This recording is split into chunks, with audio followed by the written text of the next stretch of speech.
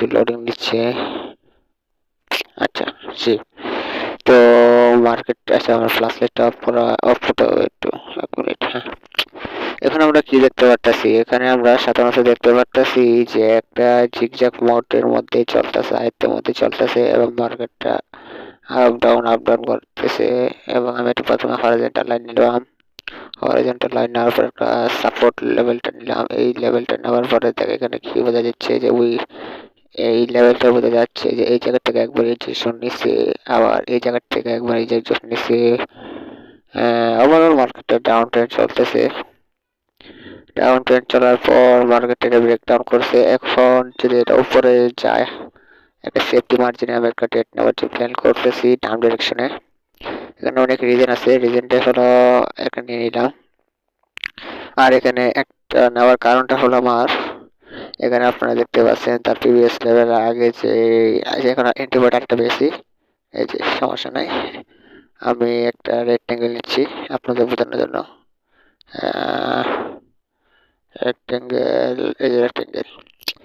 এখন এই রেক্টেঙ্গেল, এই যে এই ক্যান্ডেলে বোঝা যাচ্ছে যে বায়ার ওভারঅল বেশি, সেলার ওভারঅল বেশি, যার কারণে সামনে একটা ডাউন ডিরেকশনে ট্রেড নেওয়া হয়েছে।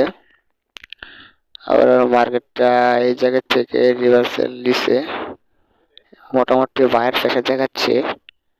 এই ক্যান্ডেলে আমি সব প্রোটেকশন করতে পারবো যদি এই ক্যান্ডেলটা, এই যে একটা হরিজন্টাল লাইন, একটা হরিজন্টাল লাইন দিয়ে আমি একটা লাইন টানলাম। এই টানার পরে আমি যদি বুঝতে পারি যদি এই লেভেলটা যদি ব্রেকডাউন করতে পারে, বুঝতেছি যে বায়ার প্রেশার এখানে বেশি।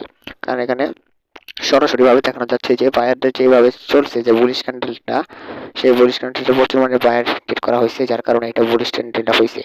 এখন যদি ক্যান্ডেলটা দোজি হয়, যে দোজি হলে আমরা অন্তত এই ট্রেডটা নিব না। আমার ধারণা এই লেভেলটা, এই যে আমি যে লেভেলটা টানছি এই লেভেলটার উপরে উঠতে পারবে না, যার কারণে আমি আবার ডাউন ডিরেকশনে ট্রেড নেওয়ার প্ল্যান করব। মার্কেটে ডাউন ট্রেন্ডে চলতেছে না, এটা ব্রেকডাউন যা করতেছে।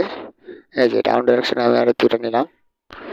এই যে ডাউন ডিরেকশনে ট্রেডটা নেওয়ার এই লেভেলটার, এই যে আপনার লেখা সব লেভেলে খেলা মোটামুটি, কিন্তু এখানে প্রাইজ অপশন বুঝতে হবে ভাই। প্রাইজ অপশন বুঝতে বুঝতে ভাই আমার জীবনটা চলে গেছে প্রায় 3 বছর। এই প্রাইজ অ্যাকশনটাই হলো মেন। প্রাইজ অ্যাকশন যদি না বুঝে কোনো মানুষ, তাহলে কিন্তু ভাই মার্কেট থাকতে পারবে না।